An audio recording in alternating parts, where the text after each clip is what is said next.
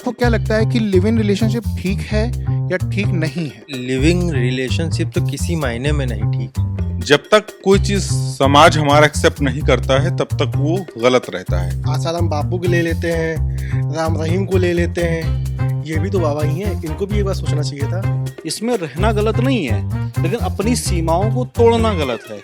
भारत का कानून इसे अवैध नहीं मानता है। भैया जब पत्नी मान के रहना तो आप शादी कर लीजिए ना। This video is sponsored by Ram Ram Group of Companies, co-sponsored by Nature House and Bhaiya Ji Silver Coated Ilaichi. महिलाओं की स्थिति पर हमेशा से सवाल खड़ा होता रहा है, एक बार फिर से सवाल खड़ा हुआ है। और सिर्फ इसमें महिलाएं शामिल नहीं हैं, इसमें पुरुष भी शामिल है, क्योंकि बात है लिव इन रिलेशनशिप की।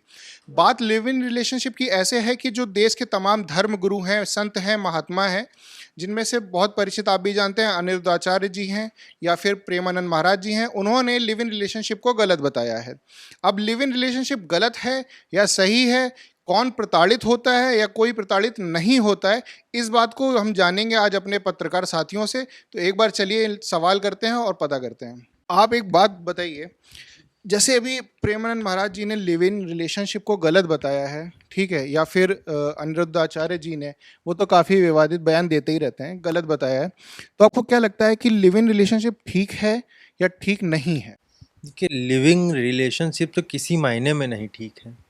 अब वो हमारे संत हैं, महात्मा हैं, उन बड़े बड़े लोगों ने बताया है, उनको बहुत ज़्यादा ज्ञान है हम लोगों के अनुसार, तो उन्होंने कुछ बताया है तो बोला है, सोच समझ के ही बोला होगा। सोच समझ के बोला है, बता रहे हैं कि संत महात्मा जी ने बताया है तो सोच समझ के बताया होगा। अब एक बात बताइए, इसमें गलत क्यों है, इसकी परिभाषा तो उन्होंने दी नहीं है, तो आपको क्या लगता है कि क्यों गलत है? देखिए, मैं इस गलत और सही के पहले मैं ये कहना चाहूँगा कि कोई भी संस्कृति हो या कोई कुछ भी मान्यता हो, जब तक कोई चीज़ समाज हमारा एक्सेप्ट नहीं करता है तब तक वो गलत रहता है। समाज अगर उसी चीज़ को एक्सेप्ट कर ले तो वही चीज़ सही हो जाती है। दूसरी चीज़ ये कि हम समाज कैसे बनता है, हमसे, आपसे और बाकी लोगों से मिलके बनता है। कोई क्षेत्र विशेष है जहाँ पे ये चीज़ एक्सेप्टेबल है तो वो सही है। अब जैसे मुंबई जैसे शहरों की बात की जाए तो वहाँ न जाने कितने लोग लिव इन में रहते हैं और वहाँ की जो संस्कृति है उस हिसाब से वहाँ गलत नहीं है। लेकिन उत्तर भारत में देखें तो यहाँ पे अभी इन क्षेत्रों में अभी लिव इन को एक्सेप्ट नहीं किया गया है। तो सामाजिक दृष्टि से अगर देखा जाए तो एक तरीके से गलत है, क्योंकि जब तक चीज़ें एक्सेप्टेबल नहीं है तब तक गलत है। लेकिन कानूनी दृष्टि से देखा जाए तो भारत का कानून इसे अवैध नहीं मानता है, तो उस हिसाब से आप रह सकते हैं और उसमें कोई दिक्कत नहीं है। लेकिन शादी के रूप में इसे आप अभी भी नहीं एक्सेप्ट करेंगे। आज हमारे घर में, आपके घर में या दूर के रिश्तेदारों में कहीं पर भी अगर किसी को बता दिया जाए, जैसा कि अनिरुद्धाचार्य जी ने कहा था कि उन्होंने अपने वीडियो में कहा कि अगर आपको बहू लाना हो और पता हो कि ये लिव इन में रह चुकी है तो क्या आप लेके आएंगी? तो जाहिर सी बात है कोई नहीं इसके लिए हाँ कहेगा।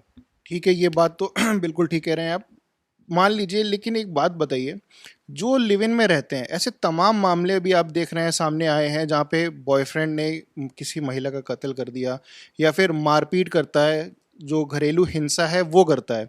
तो हिंसा जो मतलब है यहाँ पर क्या ज़्यादा दिखती है या फिर अन्य जो मतलब जैसे शादी हो जाती है, हिंसा वहाँ पर भी होती है, लेकिन लिव इन रिलेशनशिप में जो हिंसा होती है उसको एक लड़की क्यों सहन करती है?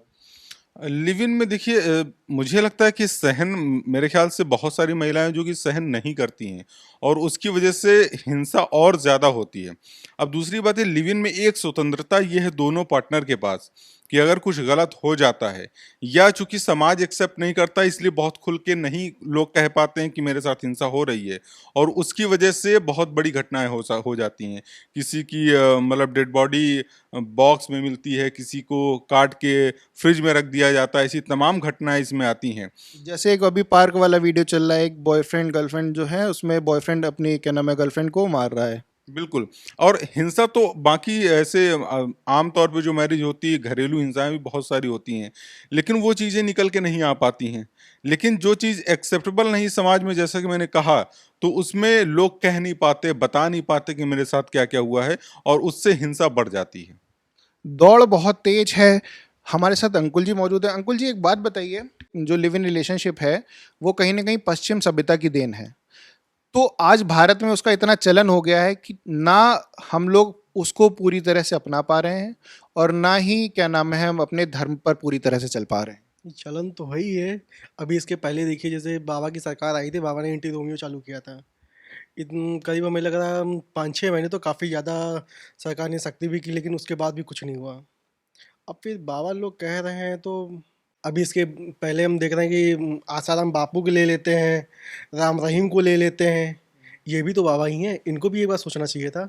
जो हम लोग बीच रास्ते में फंसे हुए हैं, ना पश्चिम सभ्यता को अपना पा रहे हैं ठीक से, ना उनकी मानसिकता, जैसे कि मान लिया वहाँ तो बहुत बताते हैं उदार हैं, लेकिन ना ही हम अपने धर्म को पूरी तरह से पालन कर पा रहे हैं धर्म का। तो इसमें आपको क्या लगता है कि ये जो है कहीं ना कहीं पश्चिम सभ्यता की देन है? देखिए, पहली चीज़ तो सभ्यता को छोड़ना नहीं चाहिए, ठीक है। पहले का जो कौन सी सभ्यता को नहीं छोड़नी चाहिए? जो हमारी सनातन सभ्यता जो चलती आई है, उससे पहली चीज़ तो छोड़ना नहीं चाहिए, ठीक। जो पश्चिम की जो सभ्यता आजकल जो चल के है, लिव इन रिलेशनशिप, ठीक है, इसमें रहना गलत नहीं है, लेकिन अपनी सीमाओं को तोड़ना गलत है। सीमा कौन तय करेगा? क्या सीमा है, एक बात बताइए। जब आप देखिए, जो ये प्रकृति है, प्रकृति ने आपको और महिला को अलग बनाया है। आप एक क्षेत्र में रहते हैं, एक परिधि में रहते हैं, अब उसके साथ जब रहते हैं पूरा उसको कहीं ना कहीं अपनी पत्नी मान करके साथ में रहते हैं, तब आप उसमें क्या रोक पाएंगे? भैया, जब पत्नी मान के रहना तो आप शादी कर लीजिए ना। तो ये थी तमाम बातें जो हमारे पत्रकार साथियों ने बताई। अब लिव इन रिलेशनशिप कितना ठीक है, कितना ठीक नहीं है, ये आप पे निर्भर करता है, आपकी सोच और समझ पे निर्भर करता है। तब तक के लिए धन्यवाद। मेरा नाम है शुभम, देखते रहिए crime Chowk. New public inter college Lucknow, admission open. For more information call 0522 282232 और 7755 089585।